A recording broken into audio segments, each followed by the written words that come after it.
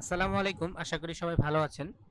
তো আজকের ভিডিওতে আমার যে মুরব্বী আঙ্কেলকে দেখতেছেন, মুরব্বী আঙ্কেল টিকিটে এক কোনায় বসে মাছ ধরতেছে।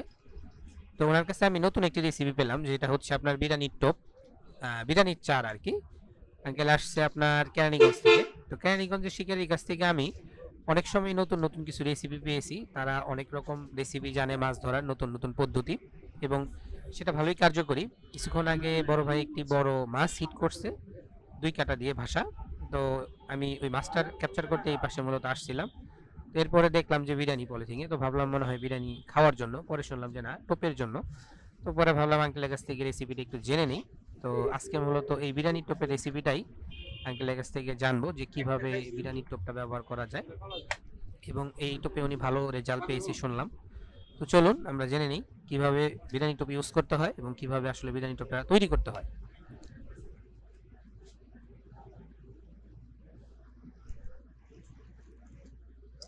আঙ্কেল তো শর্টে ফালাইতেছেন কেন?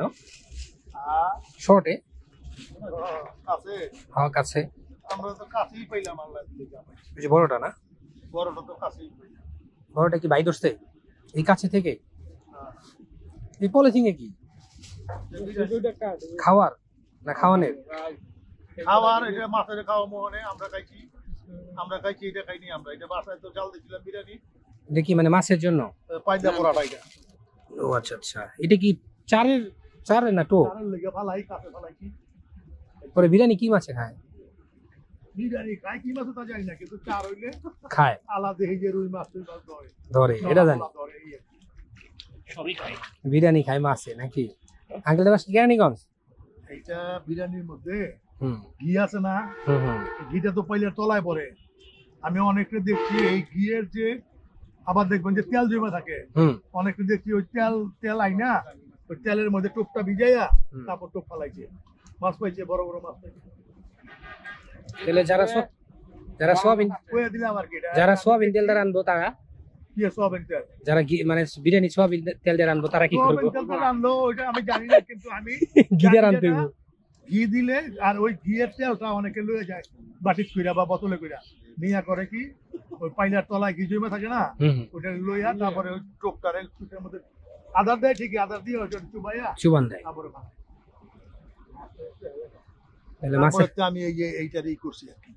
এই আমি আমার ওদিনকে রাঁধছি, ট্রাই করছি রাইন্দা, তারপরে এই যে আজকাল লয়েছি, তারপর মাত্র 10 টাকা।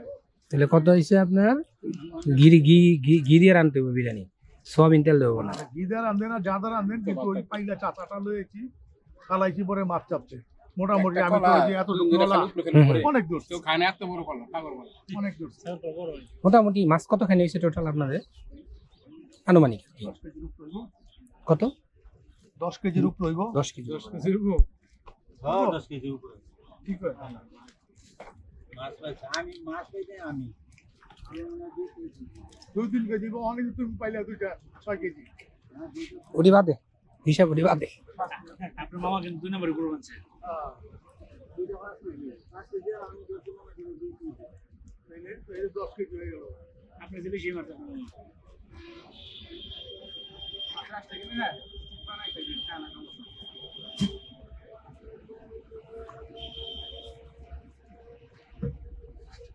আরেকটা চাপাই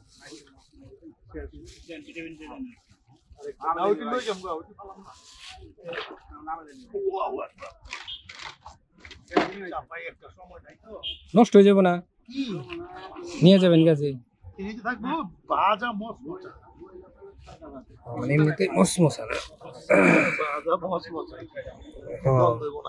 পিড়িতে তুমি তো নিয়ে আবার একটু গন্ধ গন্ধ আছে হালকা, তবে নষ্ট গন্ধ না। থাকবোই, বিরিয়ানির একটা গন্ধ আছে না, বিরিয়ানির গন্ধ যেটা নষ্ট হয় না এখন।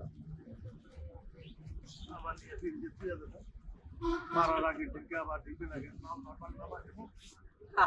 আবার আইনা মাছের যাবো নাকি, আবার মাছ বললে গরমটা মাছে খায় না, গরম করে তেলটা ভাই দিব। যে গরম পড়ছে, গরমে মাছে গরম খাইব, এই আমি খাইব মাছে ঠান্ডা।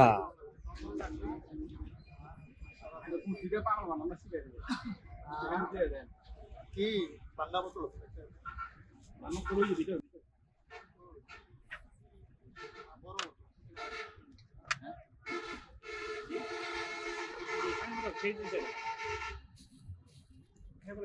খাওয়া শেষ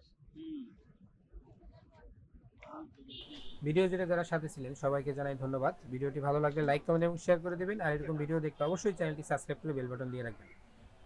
তো মাছ ধরার নতুন নতুন রেসিপি নিয়ে আবার নতুন কোনো ভিডিওতে নতুন কোনো জায়গায় আপনাদের সাথে দেখা হবে। সেই পর্যন্ত সবাই আল্লাহর রহমতে ভালো থাকবেন, সুস্থ থাকবেন। আসসালামু আলাইকুম।